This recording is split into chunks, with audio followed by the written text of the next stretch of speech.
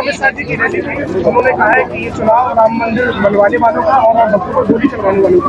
मैं समझती हूँ ये चुनाव जो हमारे सभी वर्ग हैं, जिनको वचन दिया गया था, जिनको वादे किए गए थे, ये चुनाव उस बात का है जहां आज युवा बेरोजगार है, जहां किसान आहत है, जहां हम दिल्ली को छावनी की तरह तब्दील कर देते हैं कि किसान अपनी एमएसपी की मांग भी पूरी ना कर पाए।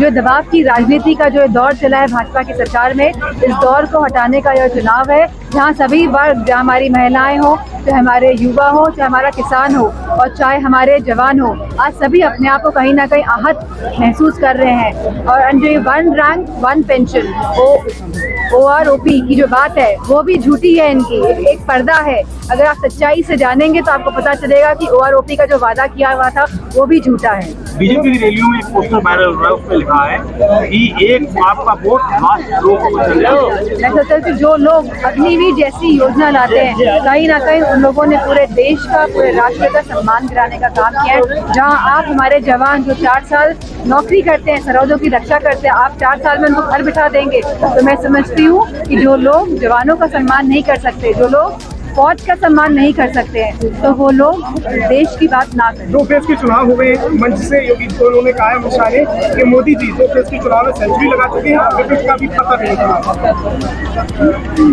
प्रदेश के क्या कहा था?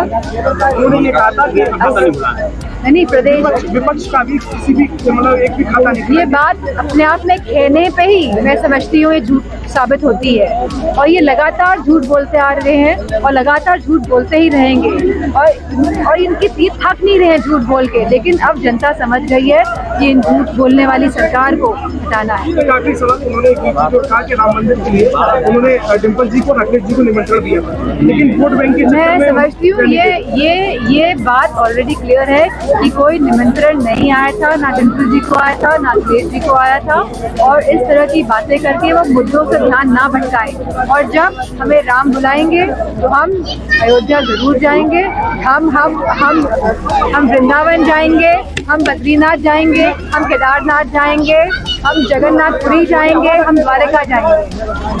अमित शाह की रैली को मैनपुरी में आप किस तरह देखती हैं? मैनपुरी में चुनाव आप लड़ रही हैं, जब जयवीर सिंह के समर्थन में अमित शाह आए हुए थे, कितना प्रभाव डाल दे पाएंगे मैनपुरी में? मैं समझती हूँ कि हमारे आदरणीय मंत्री जी को बहुत सारे सहारों की जरूरत पड़ रही है, तो अच्छी बात है, चुनाव लड़िए, हम जनता के बीच जाके अपना चुनाव लड़ेंगे। वो कह रहे हैं आज हम राष्ट्र में जेल में आप बात है, ये भटकाने की राजनीति का प्रयोग करके वोट को बांटना चाहते हैं। लेकिन आज सभी वर्ग जान चुके हैं किस तरह लोकतंत्र और संविधान की कहीं ना कहीं हत्या की जा रही है इन लोगों के माध्यम से, और देश चाहता है कि लोकतंत्र और संविधान के माध्यम से हमारा राष्ट्र चले।